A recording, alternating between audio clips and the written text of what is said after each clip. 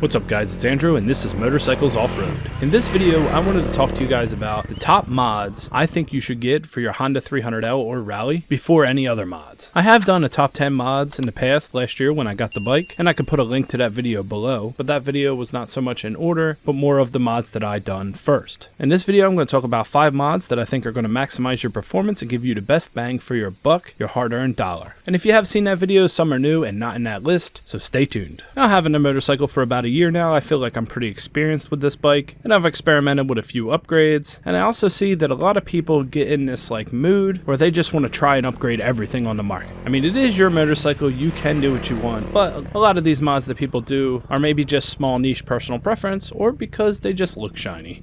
So in this video, let's do my recommended mods in order.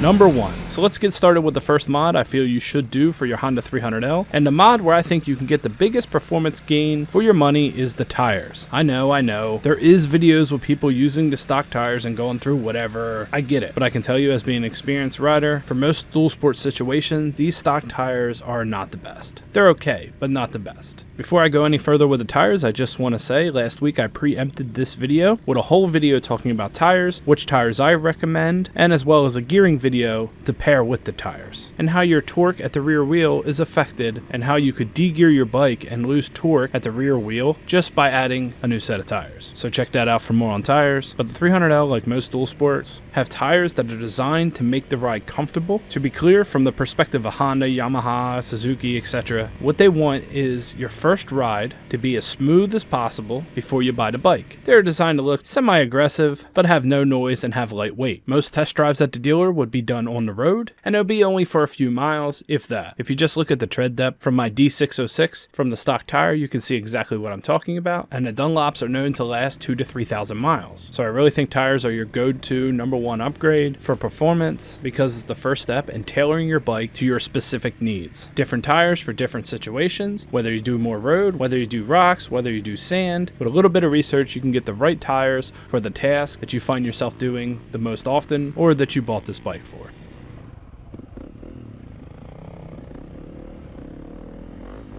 Number 2. Okay, so I spoke briefly in number 1 about sprockets. Number 2 is the sprocket. The 300L actually is geared pretty well. And stock, it's much better than the 250L. Also, it is worth mentioning that if you do a lot of high-speed riding, close to the top speed of this motorcycle, then you may not be the right candidate for this upgrade. But as I said before, in many cases when you change the tire, you will actually de-gear your bike. So in this scenario, you may want to look into a new sprocket anyhow. Or if you do a ton of off-road, the gearing will make a huge difference. Like I said before, if you want to learn more about gearing, check out one of my previous videos I released last weekend where I break down sprockets. I take a little bit of time to explain my changes and how they affected my riding. So I run a 14 front and a 49 rear, which is a much taller rear sprocket, and in general would give me 18% over stock. But since I was running an AC10, which is 10 millimeters, and I really feel changing your sprocket is the fastest and easiest way to get more performance to fit your specific needs out of the 300L. Couple that with the tires, and you already have a completely different motorcycle.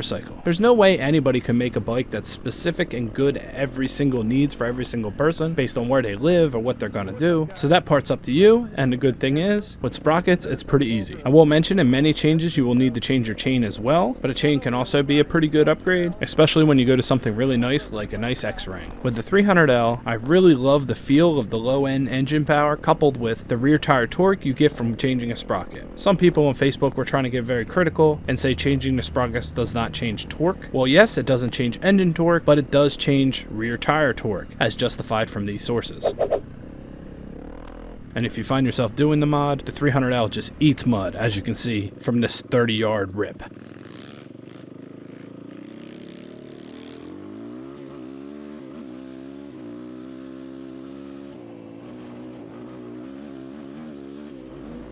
Number 3, the biggest performance upgrade for your money, and I absolutely believe this, is your ECU. Now, I did a whole video on the ECU, but admittedly, I was mistaken on the pricing, but everything else in that video was completely accurate, all the way down to how the bike felt, and how big of a performance increase it really was. But if we check it out now, we go to 550 Performance's site, and you can see getting an ECU with your core charge costs around $150. Now, some of you guys might be saying, oh, well, what if I don't have exhaust, or I don't have an intake? That's fine. There is mapping mapping for your ECU for a stock engine, and this will increase your performance. And being this increase in performance with no other modifications is sub $200, I believe it's a great option, and you will have a completely different motorcycle after you install. Now keep in mind, you could just simply do this again if you end up getting a very expensive exhaust down the road. And when you go to 550 Performance's page, you will get all the details of exactly what your specific mapping will do. I want to just go off topic for 1 second, and as you may have noticed, I've been putting a sub counter at the bottom of my videos, and lately I've been getting a ton of support and a lot more people were subbing. I always had a ton of views, but I didn't have a lot of people subbing. And in the past 2 videos, I asked if you could sub. It would greatly help me out, help this channel grow so I can get more reach. It turns out that if you actually ask, people will actually sub. So once again, if you enjoy the content and you're not subbed, please go down to the bottom, subscribe, hit the thumbs up, and let's move on to number 4.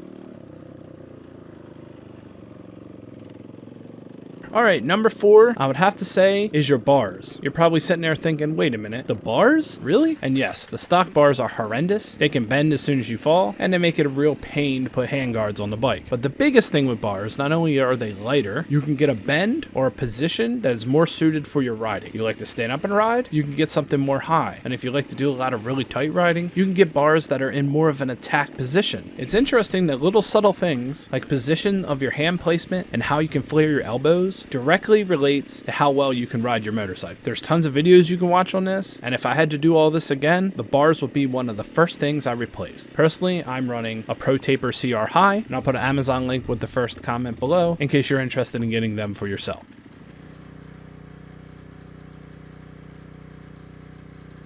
And lastly, this is the 5th mod, and this is what I would do when I felt like my bike was complete with mods for now, and I wouldn't need to do too much else, and that is protection. And yes, I know that's kind of a blanket statement, but mainly handguards and a skid plate. Now for handguards, I use the Acerbis, and I think they look beautiful on this bike with the added benefit of protection. And the skid plate, I use a Honda 250L Acerbis plastic, and I did a whole video on how to install it to your bike. Most skid plates out there are going to cost you a lot of money, but this particular skid plate, modified, will only cost you somewhere around $70 US. That's an incredible deal. I like it. It's rugged, it's light, and I've never had any issues. So those 2 items will also be on my Amazon store if you want to check them out, and you'll check out the video to how exactly to install them, and I will show some B-roll here of the fitment. But at this point, with these 5 mods, I would start to feel comfortable that I can learn on this motorcycle and build a relationship with how it's going to react on my specific situation as far as trails, hill climbs, etc. And once again, if you're just riding mostly road, maybe you wouldn't do these mods, and then again, if you weren't interested in the mods, you wouldn't be watching the video in the first place, right? So that's what I have for you guys. I hope I supplied some informative information, and if you have any questions or comments, please leave them below, and be sure to check out the videos I'll link in the first comment below for more information about these upgrades, specifically more in depth of each specific category. Well guys, my name is Andrew, this is Motorcycles Off-Road, and thanks for watching guys. Stay safe out there.